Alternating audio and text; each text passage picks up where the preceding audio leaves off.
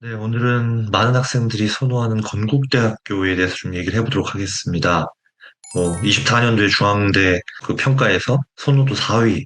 대단하죠. 저도 상담을 해보면, 특히 이제 2등급대 학생들이 정말 정말 꼭 써보고 싶어 하는 건국대라고 볼 수 있겠습니다. 그래서 정말 경쟁도 치열하고, 또 선호도도 높고, 그러다 보니까 자연스럽게 이제 입결도 만만치 않은 이제 그런 데인데, 사실 건국대에 지원할 때 좀 정확하게 알고 지원하는 경우가 많지가 않아요. 건국대의 모든 것, 수시 전형과 관련해서 좀 얘기를 해보도록 하겠습니다.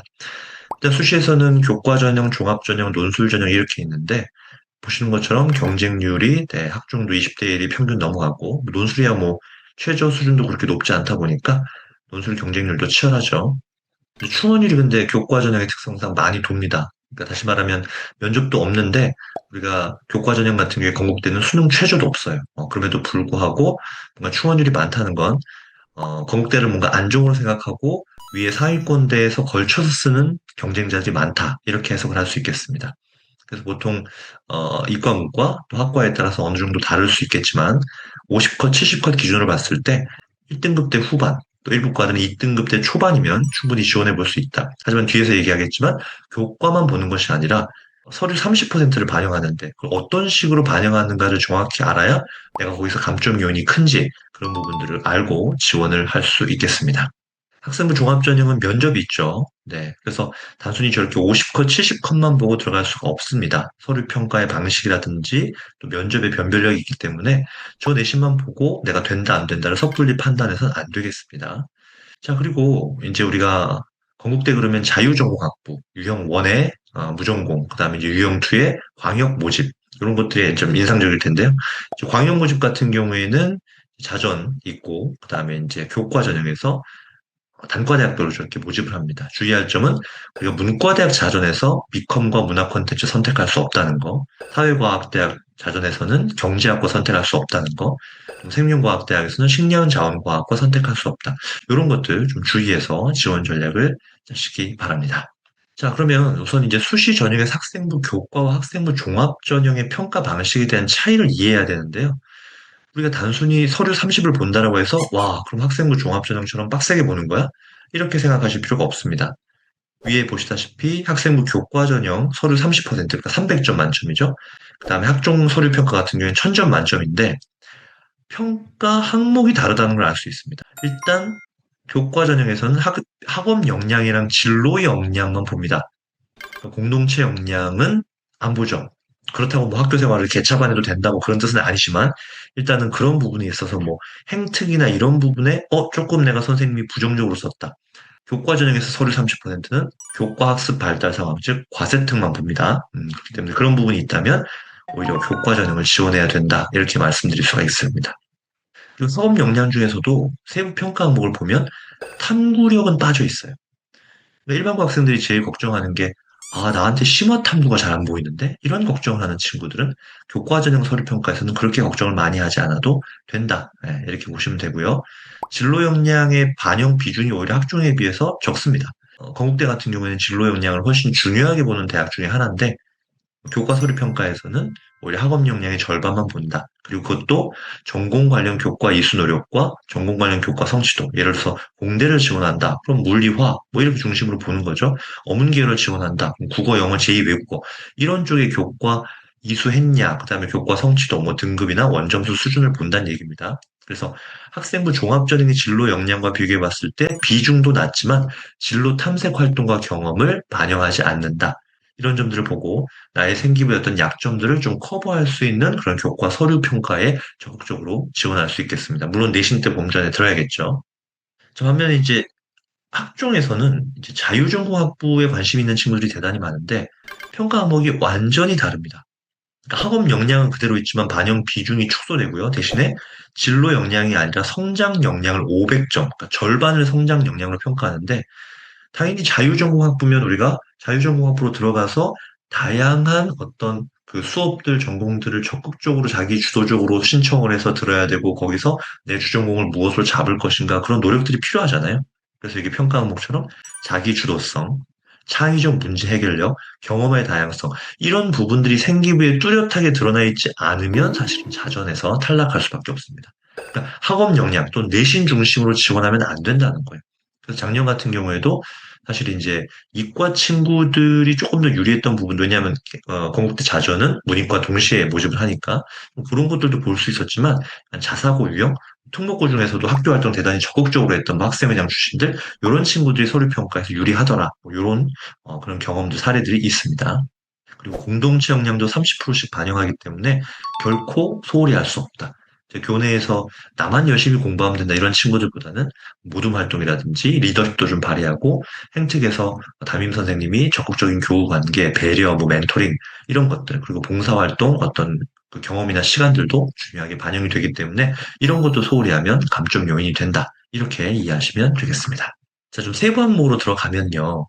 이제 뭐 학업 성취도, 학업 태도 이런 요소들이 있는데, 자, 여기서 제가 빨간 부분이 어디? 아까 앞에서 말한 교과 서류 평가에서 보지 않는 부분입니다. 그래서 내가 탐구력과 진로 탐색 활동과 경험이 좀 더 적극적이고 뛰어난 친구들은 학종으로, 그다음에 그렇지 않으면 내신 범위가 뭐 2등급대 초반까지 한다라고 했을 때 교과 서류 평가 쪽으로 가는 게 유리하다. 어차피 최저가 없잖아요. 그러니까 수능 최저 부담은 교과 전형이 없기 때문에 이 탐구력과 진로 탐색 활동과 경험은 내가 어느 정도인지에 따라서 어느 전형을 지원하는 게 유리할지 판단하시기 바랍니다.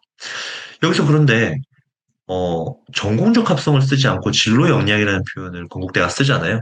그러니까 이 얘기는 쉽게 얘기하면 특정 학과에 맞춘 계속 지속적인 활동이 아니고 그냥 진로는 바뀔 수 있다. 그걸 이제 용인하는 듯한 그런 평가 요소로 보시면 되겠습니다. 단 건국대학교의 시그니처인 수의대, 서울대 다음 수의대, 인기 있는 수의대 같은 경우에는 3년 내내 수의대로 맞춰온 생기부를 좋아합니다. 그래서 제일 싫어하는 게 의대로 가다가 성적 떨어져서 수의대로 바뀌는 거. 이 생기부는 건국대에서 거의 탈락이라고 보시면 됩니다. 수의대 한해서는 정말 1학년 때부터 치밀한 전공적 합성으로 준비해 나가는 게 대단히 중요하다.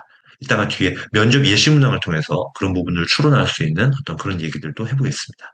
그래서 여기 이제 학업 역량과 진로 역량의 여러 가지 요소들이 있는데 이건 물론 다른 대학에도 공통적으로 반영되긴 합니다만 아까 앞에서 보신 것처럼 진로 역량의 반영 비중이 학업 역량보다 더 높은 곳이 어디다? 건국대학교다. 전공적 합성으로 생각하더라도 그 비중이 높다, 상위권 대학보다. 그래서 다소 내신이 떨어지더라도 이런 부분에 본인의 강점이 있다라고 한다면 적극적으로 지원해 보시면 되겠습니다. 물론 면접은 당연히 중요하겠죠. 그럼 이제 자유전공은요, 앞에 학업 역량, 진로 역량에서 진로 역량이 빠지고 이 성장 역량이라는 부분을 무려 50%를 반영합니다.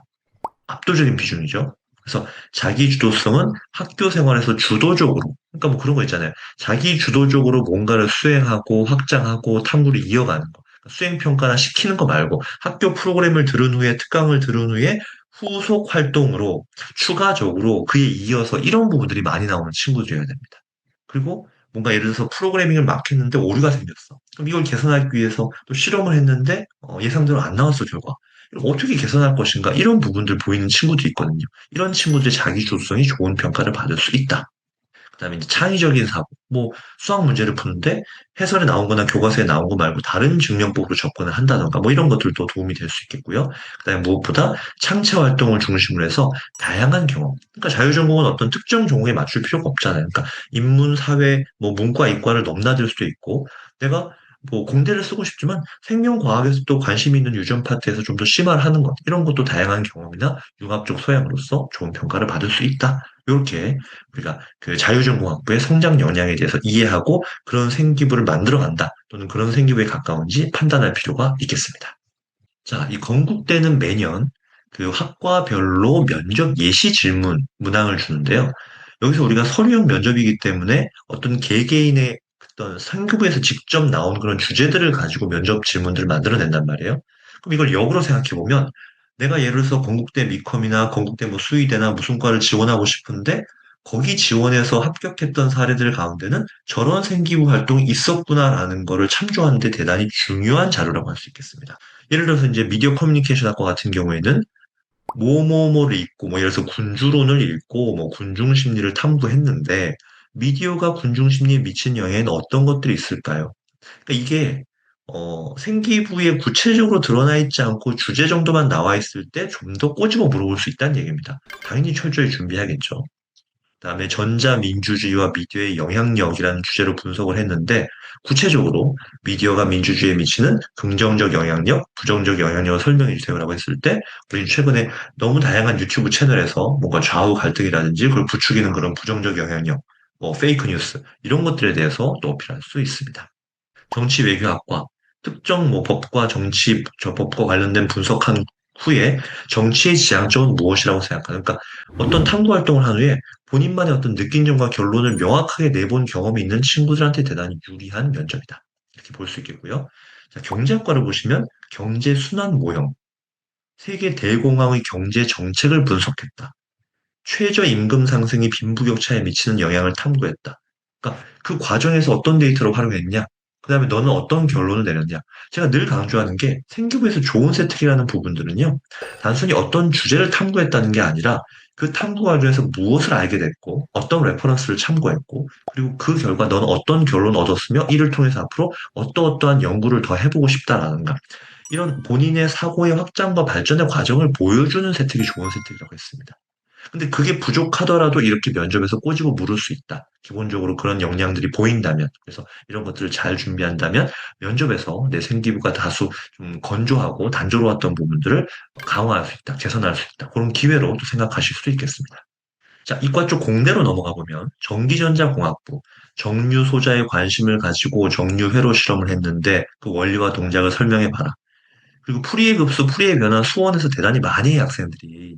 그 주기함수와 관련해서.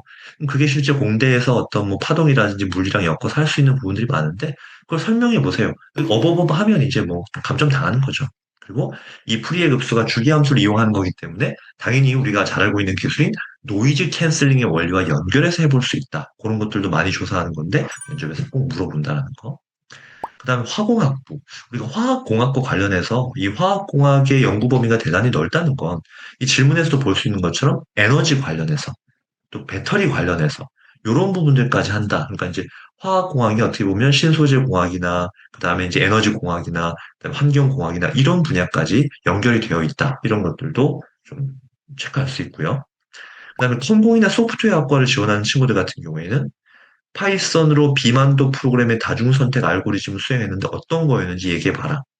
설명하다 보면 추가 질문이 나올 수도 있어요. 그다음에 인공지능 수학을 활용한 탐구 프로젝트에 참여하여 단층, 다층 퍼셉트론을 직접 프로그래밍 해 보았는데 그 과정을 말해봐라. 미적분에서 발표한 경사하강법, 이거 인공지능 쪽에서 많이 하는 거잖아요. 그러니까 이런 어떤 프로젝트나 실제 프로그래밍을 해본 경험이 없다면 사실 면접을 못 넘어가요. 학과에 따라서는 실제 실험, 제작, 코딩 이런 경험들이 대단히 중요하다. 이렇게 이해하시면 되겠습니다. 자, 근데 바이오 쪽을 보면은 뭐 생명과학에서 호흡 과정의 기질로 포도당을 사용했을 때 어쩌고저쩌고 이렇게 쭉 나오는데 또 물벼룩 심장박동 실험도 되게 많이 해보는 단편적인 실험이지만 여기서 다른 물질과 비교해 보았나 이런 어떤 변인들을 바꿔가면서 분석했는지 그런 추가적인 질문들도 얼마든지 나올 수 있기 때문에 우리가 면접에서 입체적으로 다양한 예상 질문에 대한 준비가 필요합니다. 그다음에 시스템 생명공학과를 보면 이산화탄소의 특성을 알아보기 위해 승화열 측정 실험을 수행했다. 어떻게 했냐? 방법적인 부분들. 그다음에 이제 원소 주기율표 아마 화학 세특에서 물어본 것 같은데 거기서 본인이 어떤 원소를 선택했고 그 특징을 말해봐라. 체세포 분열 관찰 실험도 많이들 하는 실험인데 거기서 세포 분열 단계를 구별하고 어떻게 구별하는지 방법적으로 이 친구가 실제 그 실험에 참여했고 그 과정을 능숙하게 인지했는지를 확인한다는 얘기입니다. 그다음에 이제 수의학과를 보면 인수 공통 감염병에 대한 토론 활동을 했다라고 되어 있고 뭐 반려견과 사람의 면역 체계를 비교했다. 확실히 여기는 이제 최상위권 친구들이 지원하다 보니까 이런 주제 자체도 상당히 심화됐다는 느낌이 있습니다. 그리고 무엇보다 개와 고양이의 진균성 피부병을 진단하기 위해 사용되는 배양 검사 방법 설명해 봐라. 삼색 고양이의 유전에 관한 진실, 왜 암컷에만 삼색 고양이가 나타나는가? 지금 근데 이 세 가지 질문의 공통점이 뭐예요? 제가 앞에서 얘기했지만 건국대 수의학과는 정말 1학년 때부터 동물, 수의대와 관련된 그런 탐구 활동들, 심화 활동들 위주로 되어 있는 친구들을 선발한다고 했는데 이 세 개의 질문이 모두 직접적으로 동물과 관련이 있죠. 그래서 건대 수의대를 생각하는 친구들은 1학년 때부터 이 부분에 있어서 정말 내신 성적도 대단히 중요하지만 잘 인지하고 그냥 메디컬과 섞어서 두루두루 가는 거는 학종에서 거의 가능성이 없다. 이렇게 이해하시면 되겠습니다. 자, 그래서 이제 건국대 우리가 이렇게 어떤 전형이 있고 교과 전형과 학생부 종합 전형에서 어떤 평가 항목으로 판단하는지, 평가하는지를 봤습니다. 그리고 이제 어떤 주제들이 이렇게 나오는지를 보면서 내가 생기부를 꾸리고 어떻게 탐구력을 보여주고 내 약점이 있다면 교과 서류 평가를 어떻게 지원 전략으로 쓸 수 있는지 이런 것들을 잘 활용해서 여러분들이 정말 선호하는 건국대에 합격 영광을 누리시기를 바랍니다. 감사합니다.